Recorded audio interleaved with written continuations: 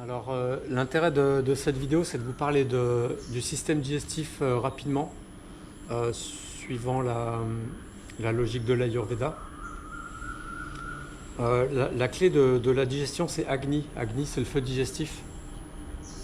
Et il est vraiment au centre de la compréhension de la santé et de la maladie.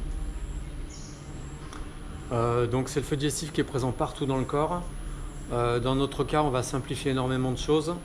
Et on va parler du feu digestif qui est uniquement dans le système digestif. En réalité, il est dans chacune de nos cellules, mais on ne va pas en parler tout de suite. Donc Agni, c'est une puissance de transformation. Le rôle d'Agni, c'est de transformer tout ce qui vient de l'extérieur en quelque chose qui vient dans l'intérieur. Donc, en Ayurveda, on parle souvent de la même chose quand on parle du subtil et du grossier. Je vous dis ça pour vous expliquer que quand je vous parle d'absorber quelque chose de l'extérieur, ce n'est pas uniquement de la nourriture qu'on met dans notre assiette et dans notre bouche. Ça peut être les rayons du soleil, ça peut être des paroles, ça peut être des événements, ça peut être des émotions. Donc quand on parle d'Agni, Agni c'est la puissance qui va permettre de digérer tout ça. C'est vraiment important à comprendre. Autant en sanskrit et en ayurveda, parfois il y a 15 mots pour parler d'une seule chose qu'on connaît en français, parce qu'il y a des subtilités. On prend souvent l'exemple des Esquimaux qui vont par exemple avoir 15 mots différents pour dire neige, alors que nous on n'en a que 2 ou 3. Et en fait c'est vraiment important de comprendre ça. Donc en ayurveda il y a souvent ce genre de situation, mais il y a aussi la situation inverse, où un seul mot veut dire plusieurs choses. Donc quand on parle d'Agni, on parle du feu. On parle du feu digestif, on parle du feu à tel endroit, du feu à tel endroit. Et ça aussi, ça a un intérêt énorme, c'est qu'en réalité, on parle de la même chose quand on parle de tout ça à la fois. Voilà pour la petite introduction. Donc à partir de maintenant, on va parler du feu digestif et de ce qui se passe quand on mange quelque chose. Quand on mange quelque chose, la nourriture qu'on mange, donc nous on absorbe les 5 éléments.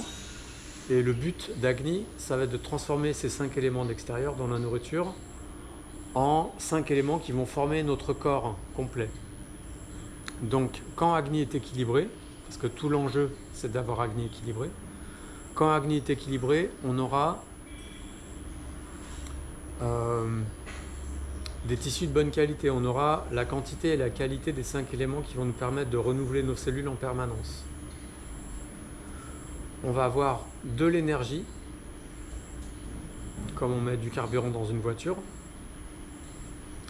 Et troisième chose, que ce qu'on mange va être transformé par Agni, c'est matière d'élimination. Donc quand on va aux toilettes, sel, urine et sueur. Voilà, donc pour résumer, quand Agni est équilibré, tout ce qu'on va prendre de l'extérieur et mettre à l'intérieur va être transformé en tissu de bonne qualité, toutes nos cellules. Deuxième chose, en matière d'élimination, sel, urine, sueur notamment. Et troisième chose, en énergie, en bonne énergie. Dans le cas contraire, si Agni n'est pas bien équilibré, alors sans rentrer dans les détails, mais il a plusieurs états différents, il peut être trop fort, il peut être trop faible ou il peut être variable. Vous allez reconnaître quand il est trop fort, c'est probablement à cause de Pitta. Quand il est trop faible, c'est probablement à cause de Kapha. Et quand il est variable ou instable, c'est probablement la conséquence d'un excès ou d'un déséquilibre de Vata. Okay. Donc, quand Agni est déséquilibré, on va avoir des tissus de moins bonne qualité, peut-être en excès, si on parle par exemple d'obésité. Ça peut être en excès, ça peut être pas en excès mais de moins bonne qualité, des os qui vont être poreux par exemple, ou une fragilité osseuse, ça peut être des tissus du sang qui va être de mauvaise qualité, ça peut être n'importe quoi. On va avoir une énergie basse, on va avoir moins d'énergie quand Agni est déséquilibré, donc ça peut être vraiment une fatigue chronique. On va avoir une matière d'élimination qui peut être un peu perturbée, avec des sels odorantes, une odeur de transpiration qui est forte, avec de la constipation, des diarrhées, etc.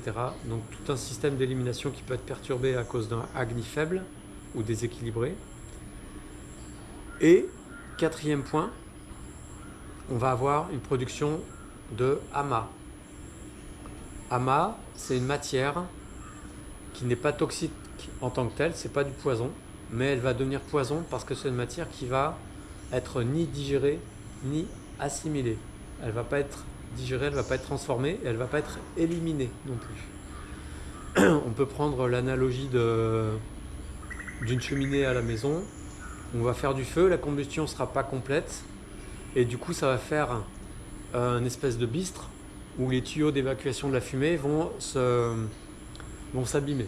Vont s'abîmer et surtout vont se remplir d'une matière qui va réduire la taille du conduit de la cheminée, et ça va créer un effet en chaîne, ça va créer un cercle vicieux parce que au fur et à mesure que le tuyau d'évacuation des fumées va réduire, on va avoir un feu qui va être moins bon. Et comme le feu va être moins bon, il y aura plus de fumée. S'il y a plus de fumée, ça va réduire le passage et on aura un feu qui va être moins bon. Donc on va créer un cercle vicieux. Ok ? Quand on parle de Agni, c'est considéré comme un déchet? Agni ? Ama. Ama, c'est pas un déchet parce qu'il n'est pas éliminé. Et il est créé parce que Agni est déséquilibré. Et en réalité, quand tu vas aux toilettes et que tu élimines ta matière fécale, c'est pas Ama. Par contre, si ça reste stocké pendant des jours et que tu ne l'élimines pas, ça se transforme en Ama. Et comme des tissus de mauvaise qualité qui vont se stocker et qui vont perdre en vitalité, vont aussi se transformer en Ama. Et la raison, là, depuis 5 ou 10 minutes, je vous dis que c'est Agni qui est responsable. La réalité, c'est que c'est Dosha qui est responsable. C'est un Dosha déséquilibré qui crée un déséquilibre d'Agni. Donc, juste enlever Ama, ça ne sert pas à grand chose parce que Ama va se reconstituer après. Équilibrer Agni, c'est un bon point de départ, mais ce n'est pas suffisant. Et il faut équilibrer Dosha. Donc, Vata, Pitta ou Kapha. Comprendre quel est le dosha qui était déséquilibré, qui a perturbé Agni et qui a créé in fine Ama. Ok, je vais faire un petit résumé. Donc Agni équilibré, on va avoir une bonne énergie, des tissus de bonne qualité et une manière d'élimination correcte. Ça, c'est ce qu'on recherche.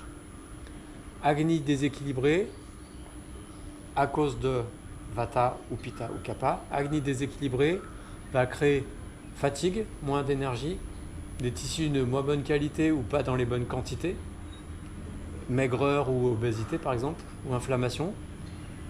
Matière d'élimination problématique. Et Ama, matière qui n'est ni digérée, ni transformée, ni éliminée.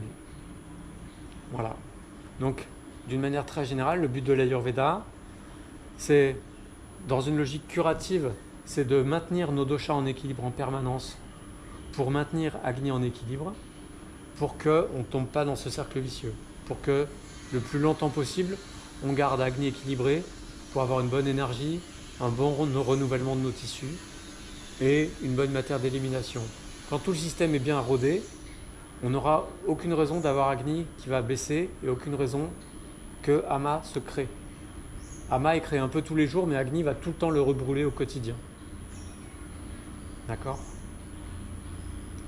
Voilà la logique. Est-ce que vous avez des questions sur ce qu'on a dit ?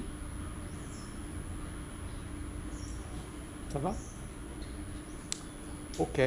Alors merci pour cette première vidéo qui parle du système digestif.